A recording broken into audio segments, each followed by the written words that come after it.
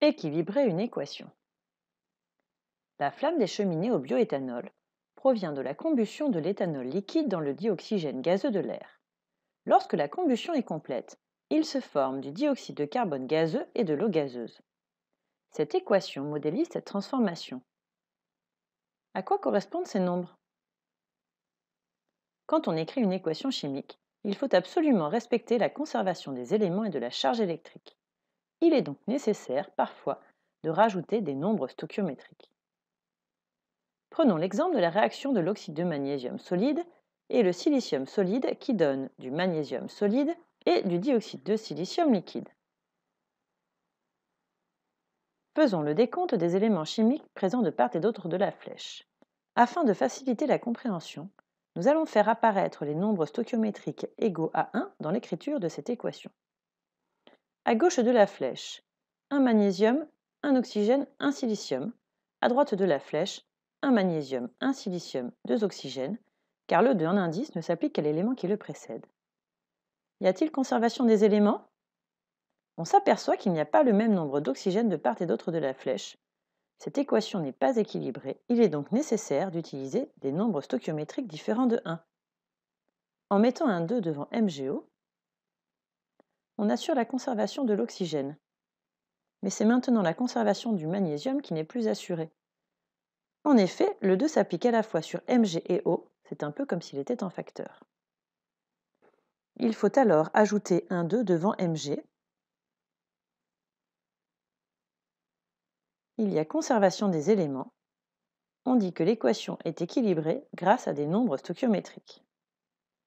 Prenons un autre exemple, la réaction de l'aluminium solide avec les ions hydronium qui donnent des ions aluminium et du dihydrogène gazeux. Des espèces chimiques chargées interviennent dans cette transformation. Il faut donc faire le décompte des éléments chimiques, mais aussi des charges électriques présentes de part et d'autre de la flèche. À gauche de la flèche, un aluminium, un hydrogène, une charge positive. À droite de la flèche, un aluminium, deux hydrogènes, trois charges positives. Y a-t-il conservation des éléments et de la charge électrique? On s'aperçoit qu'il n'y a pas le même nombre d'hydrogènes et pas les mêmes charges électriques de part et d'autre de la flèche. Cette équation n'est pas équilibrée. Il est donc nécessaire, comme précédemment, d'utiliser des nombres stoichiométriques. Afin d'équilibrer cette équation, nous allons commencer par équilibrer un élément, par exemple l'hydrogène. En ajoutant un 2 devant H+, nous avons maintenant à gauche de la flèche deux hydrogènes, deux charges positives. En effet, le 2 s'applique à la fois sur le H et sur la charge positive. Cela n'est pas terminé, car il n'y a toujours pas conservation de la charge électrique. Il est maintenant nécessaire de trouver le plus petit multiple commun, c'est-à-dire le multiple le plus petit commun à chaque charge électrique.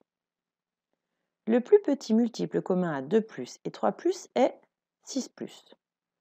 Pour cela, il faut multiplier par 3 le terme 2H+, et par 2 le terme Al3+. Nous avons maintenant à gauche de la flèche un aluminium, 6 hydrogènes, 6 charges positives, et à droite de la flèche 2 aluminium, 2 hydrogènes et 6 charges positives. Les charges sont équilibrées. Il faut maintenant équilibrer les éléments aluminium et hydrogène. En ajoutant un 2 devant Al,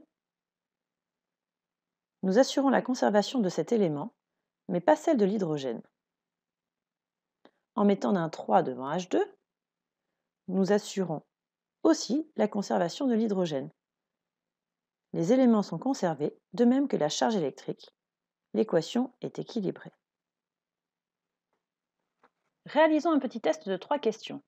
Mettez en pause lorsque le symbole suivant s'affiche pour prendre le temps de répondre. Question 1. Choisir là où les bonnes réponses. Une équation chimique traduit la conservation de la charge électrique, des espèces chimiques, des éléments chimiques. L'équation de la réaction traduit la conservation de la charge électrique et des éléments chimiques. Les réponses A et C sont donc justes. En revanche, les espèces chimiques sont modifiées. La réponse B est fausse. Question 2. Parmi les 3 équations proposées pour la combustion complète de l'éthane, Laquelle est correctement équilibrée?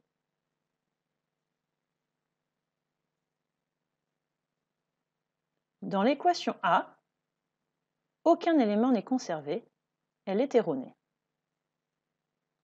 L'équation B assure la conservation de tous les éléments chimiques. Dans l'équation C, l'élément oxygène n'est pas conservé, elle est donc erronée. Question 3. Parmi les 3 équations proposées pour la réaction du métal cuivre avec les ions fer 3, laquelle est correctement ajustée?